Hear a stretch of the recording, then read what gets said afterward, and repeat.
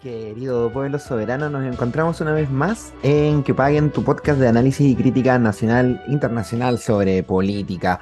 Con ustedes, bueno, una vez más, Roberto Núñez, Rob Núñez, vuestro barquero en esta balsa que naufraga, ¿cierto? En este mar de desinformación y que, entendiendo el contexto, ¿cierto? En el que estamos, en el mes en el que estamos y en las semanas que pasó, nos vamos a poner un poco dieciocheros, ¿cierto? Nos vamos a poner un poco dieciocheros y vamos a hacer un pequeño video especial conmemorando, ¿por qué no?, las glorias del ejército.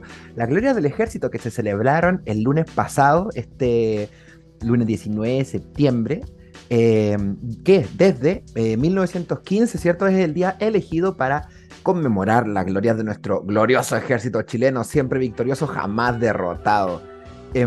Bueno, esta manoseada frase, ¿no?, nos pone a pensar de cuántas veces el ejército ha combatido hay que haber combatido, ¿cierto?, para nunca haber sido derrotado. Y en este programa vamos a repasar más o menos lo que ha sido la historia del ejército chileno en el siglo XX, entendiendo de que, dejando de lado la guerra del Pacífico, ¿cierto?, y la guerra contra las fuerzas españolas que nos dieron nuestra independencia, el ejército realmente no ha peleado contra muchos otros ejércitos. De hecho, durante el siglo XIX, el ejército básicamente se dedicó a masacrar al pueblo mapuche allá en el sur de nuestro país, ¿cierto?, en el momento histórico conocido como la, entre comillas, pacificación de la Araucanía, que fueron básicamente sistemáticas masacres ejercidas por el Estado chileno y su brazo ejecutor, el ejército, en los territorios ubicados entre el río Biobío y el río Tolten, y que hasta el día de hoy no ha tenido ningún tipo de reparación ni justicia.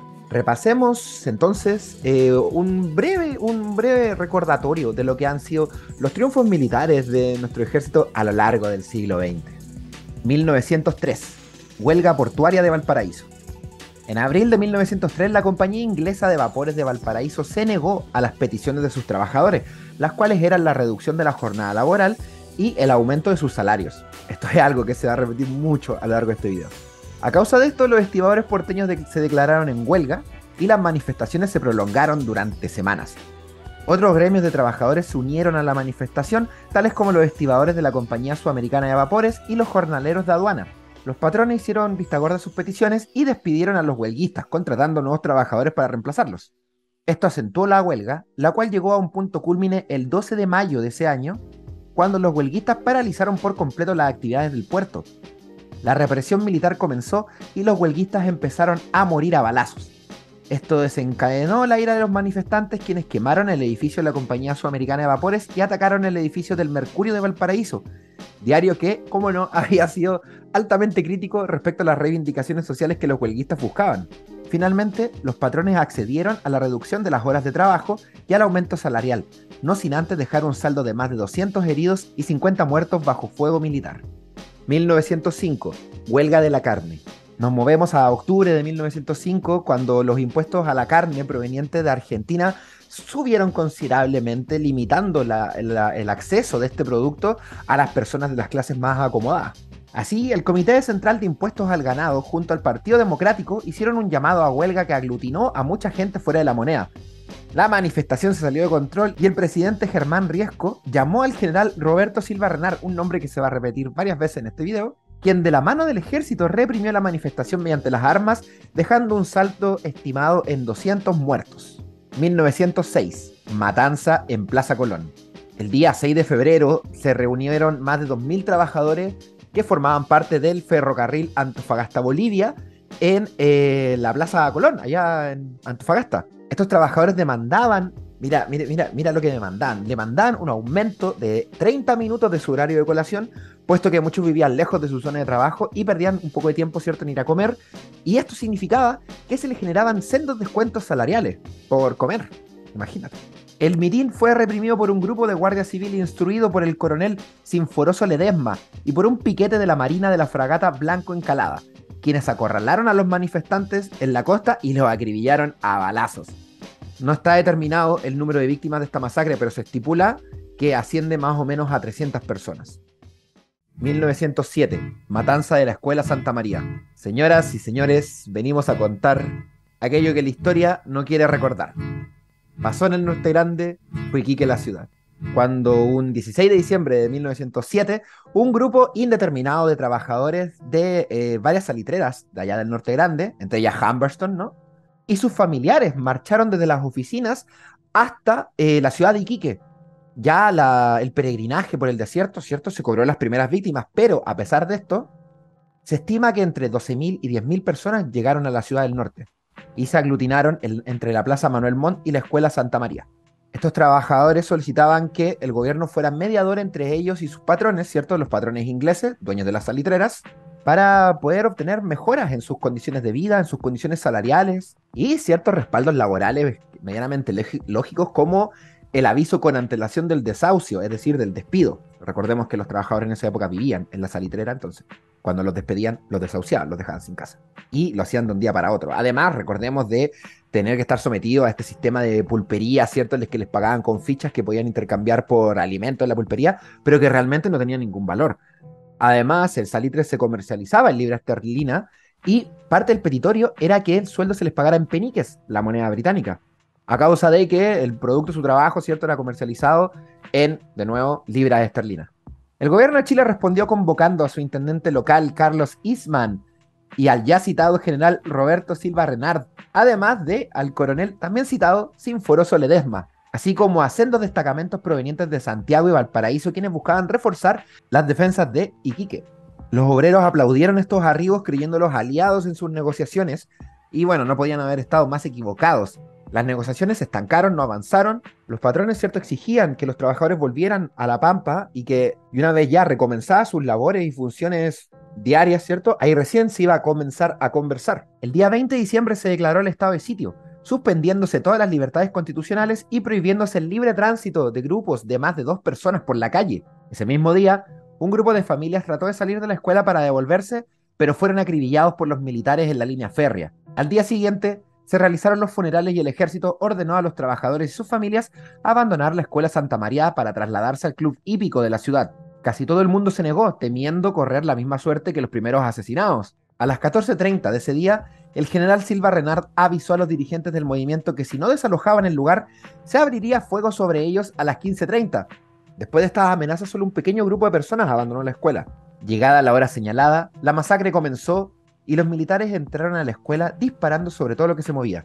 Hombres, mujeres, niños y ancianos por igual. Los sobrevivientes fueron trasladados al club hípico y pronto fueron devueltos a La Pampa. No existe un número oficial de muertos en esta masacre. El propio Silva Renard aventuró a decir que habían sido asesinados solamente 140 personas y su informe posterior ascendió este número a 195 personas asesinadas. La cifra más alta estipula el número de víctimas en 3.600, pero el número más acordado, ¿cierto?, oficialmente se estanca en los 2.200 personas asesinadas por el ejército. Recordemos que es la cifra más aceptada, más nunca confirmada. El gobierno, para variar, no hizo nada al respecto. El Parlamento, de hecho, creó una comisión investigadora a la cual no se le designó ningún miembro y no abrió ninguna investigación, y no fue hasta 1913 cuando recién se comenzó a investigar esta matanza. Ya en 1920 los obreros del salitre por fin vieron su jornada laboral regularizada y su salario pagado en dinero real. En 1914 el general Silva Renard fue ajusticiado por Antonio Ramón Ramón en las calles de Santiago. Antonio Ramón Ramón era un español cuyo hermano había sido asesinado en la Escuela Santa María. Silva Renard salvó la vida en este ataque, pero las heridas le causarían la muerte un par de años después. 1921, masacre de San Gregorio. Bueno, post Primera Guerra Mundial, el mercado del salitre cayó en severa crisis a causa de que los alemanes crearon el salitre sintético, que era más barato de producir y era un mejor producto. Así, poco a poco, las oficinas, ¿cierto?, del Norte Grande fueron cerrando, y esto obviamente va a llevar a que los trabajadores del salitre se vieran enfrentados a una crisis muy severa. Bajo el gobierno de Arturo Alessandri y teniendo al afamado Pedro Aguirre Cerda como ministro del Interior, se realizó una huelga en la oficina de la salitrera San Gregorio, cerca de Antofagasta. Dicha huelga pedía el pago de un desahucio y además el pago de un pasaje al lugar de origen del trabajador, algo bastante lógico. El 3 de febrero, militares ingresaron al lugar y abrieron fuego contra los manifestantes, quienes se defendieron con dinamita y herramientas de minería. Este primer día dejó un estimado de 130 trabajadores muertos, así como algunos militares. Al día siguiente, el ejército se tomó revancha, regresando al lugar con refuerzos y acribillando a heridos y a quienes quedaban ahí. La cifra exacta de los muertos no es clara, pero se estima que en este segundo día murieron casi el doble de trabajadores que el día anterior. 1925, masacre de Marusia. En marzo de 1925, los trabajadores del salitre, para variar, levantaron unas demandas para mejores condiciones laborales y, bueno, estalló una huelga general. Los trabajadores se tomaron el poblado de Marusia, ¿cierto? Y para defenderse, intentaron sabotear las líneas del tren para evitar que llegaran los militares. Bueno, con estos antecedentes historiográficos, ¿cierto? Era ya sabido de que cómo reaccionaba el gobierno ante las huelgas. Que lamentable. El gobierno de todas formas respondió enviando 40 soldados a cargo del capitán Gilberto Troncoso, conocido como la hiena de San Gregorio. Él entró a las oficinas salitreras disparando, a pesar de que las mujeres del lugar intentaron frenar su avance. Los trabajadores se defendieron con dinamita y forzaron a Troncoso a retroceder. Al poco tiempo, llegaron 300 soldados al mando del coronel Pedro Schultz, quienes atacaron Marusia por la noche y mataron a todo lo que se movía, dejando un saldo indeterminado que se estima en torno a las 500 personas, hombres, mujeres y niños asesinados. 1925, masacre de La Coruña. Como no podía ser de otra forma, el 3 de junio de 1925 los trabajadores de la oficina salitrera de La Coruña se tomaron el lugar, ¿cierto?, demandando mejoras condiciones de trabajo. Oh, qué pena, ¿no? El gobierno respondió enviando 2 regimientos y un grupo de la Marina, quienes bombardearon los depósitos de nitrato del lugar e incendiaron las trincheras fabricadas por los huelguistas. Los militares abrieron fuego indiscriminatorio, y a pesar de haberse rendido los huelguistas, los militares continuaron su masacre. La persecución se extendió a otras oficinas salitreras que también se habían adherido a la huelga, tales como la oficina de Vigo, de Renchea, San Enrique, San Pedro y Pontevedra. Más de 2.000 personas fueron asesinadas por el ejército, así como sobre 600 personas que fueron apresadas y torturadas por el mismo. 1934, masacre de Ranquil. Entre junio y julio de este año, un grupo de campesinos, mapuches, obreros rurales y lavadores de oro se tomaron las armas e iniciaron un levantamiento en contra de una serie de desalojos ilegítimos realizados por el gobierno de Alessandri, nuevamente Alessandri. Alessandri respondió enviando carabineros y militares, quienes, lejos de lograr disolver el levantamiento, los unificó en un solo frente. Los insurgentes marcharon sobre Temuco y el gobierno, temeroso, envió todo un destacamento de efectivos, quienes acorralaron a los amotinados cerca del Fundo Ranquil el día 6 de julio, iniciándose un combate a punta de pistola. Bueno, para variar, la cifra de los muertos no está clara.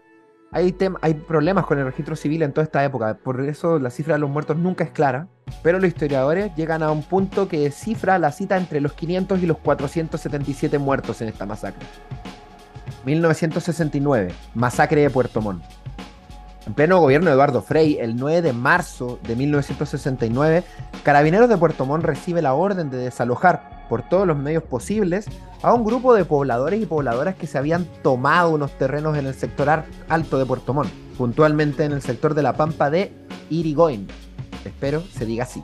Los pobladores se habían acogido a la entonces vigente ley de no uso de la tierra y se habían tomado el terreno el día 4 de marzo pidiéndole al gobierno su expropiación para la consiguiente construcción de sus viviendas. Previa confirmación del ministro de Interior, el empresario inmobiliario Edmundo Pérez Zukovich, la madrugada del 9 de marzo se realizó el desalojo a punta de pistola, dejando un saldo de 11 personas muertas, teniendo la mayor de estas 64 años de edad y la menor solamente 3 meses de vida. 2 años después, en 1971, Edmundo Pérez Zukovich sería ajusticiado por esta masacre. Y Víctor Jara haría una canción también sobre este evento. Hasta este punto, según el historiador Hernán Ramírez Necochea, entre 1901 y 1970, unas 15.000 personas fueron asesinadas en enfrentamientos, ya sea con carabineros o con miembros del Ejército de Chile. Pero aún nos falta la guinda del pastel de todas las glorias de nuestro valeroso ejército. 1973-1989. Dictadura cívico-militar de Augusto Pinochet. Tras realizarse el 11 de septiembre de 1973 un golpe de Estado financiado por Estados Unidos y la CIA contra el gobierno electo democráticamente de Salvador Allende Gossens, el ejército finalmente se hizo con el control total de Chile. Esta es sin duda su mayor gloria y es de la cual hacen gala hasta el día de hoy, no solamente con estatuas y consignas, sino también partidos políticos por completo. La dictadura militar de Pinochet, una de las más sangrientas y desalmadas de la historia latinoamericana, y que ha sido condenada a lo largo y ancho por todo el mundo civilizado, dejó un saldo, según cifras oficiales, de más de 40.000 personas asesinadas entre víctimas y desaparecidos, siendo este el momento más oscuro de nuestra historia, pero que responde a un historial sanguinario de masacres y asesinatos a mansalva perpetuado por nuestro orgulloso ejército chileno contra su propio pueblo, contra el pueblo que supuestamente debería defender. Estas son algunas de las glorias, ¿cierto?, de nuestro glorioso ejército chileno, jamás derrotado, siempre vencedor, que se conmemoran el pasado 19 de septiembre todos los años. Hacemos este ejercicio como un ejercicio de memoria para recordar como no solo el ejército, sino también el poder, el gobierno, el poder ejecutivo, ha reaccionado respecto a las demandas de los trabajadores, han reaccionado respecto a las demandas de mejoras condiciones laborales, de vivienda, de justicia social, básicamente, y cómo la capacidad de diálogo de aquellos que tienen el monopolio del poder ha sido históricamente limítrofe y nos han empujado a tener una historia manchada con la sangre de nuestros propios compatriotas. En memoria de todos aquellos que han caído bajo el fuego de quienes juraron defenderlo, este pequeño programa en este humilde podcast. Queremos agradecer a las fuentes, ¿cierto? En Memoria Chilena de la Biblioteca Nacional de Chile y resumen.cl, desde donde hemos extraído la información y hemos contrastado fuentes para realizar este video y que no contenga información que, valga la redundancia, desinforme. Honor y gloria a todos los caídos luchando por un poco de justicia. Y que todos aquellos que han levantado cualquier tipo de arma en contra del pueblo chileno, que paguen.